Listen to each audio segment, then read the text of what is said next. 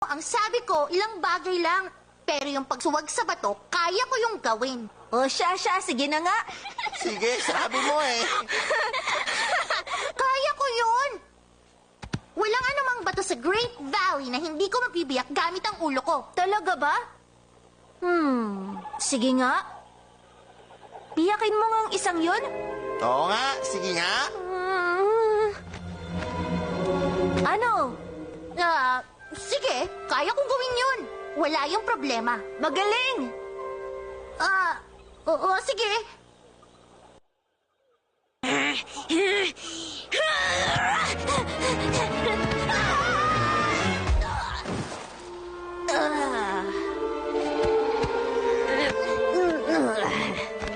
Uuwi na nga ako. Masakit ang ulo ko. Hindi ko sinasadyang pasakitin ang ulo niya. Hindi, sa palagay ko, medyo napahiya lang siya ng konti.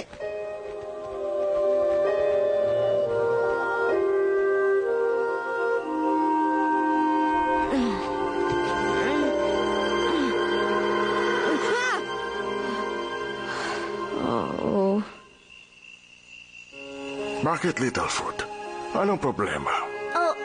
Hindi ko po alam. Basta hindi lang po ako makatulog.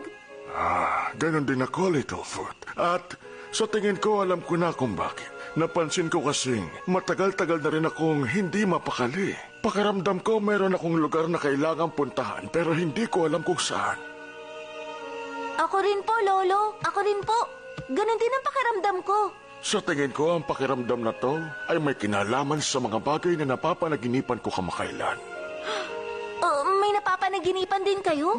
Pati ang lola mo, napag-usapan namin yon.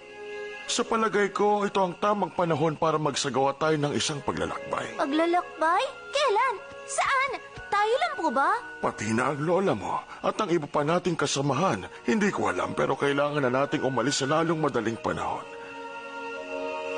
Mabuti pa mahiga ka na ulit. Magpahinga ka na. Baka bukas na tayo umalis. Isang paglalakbay.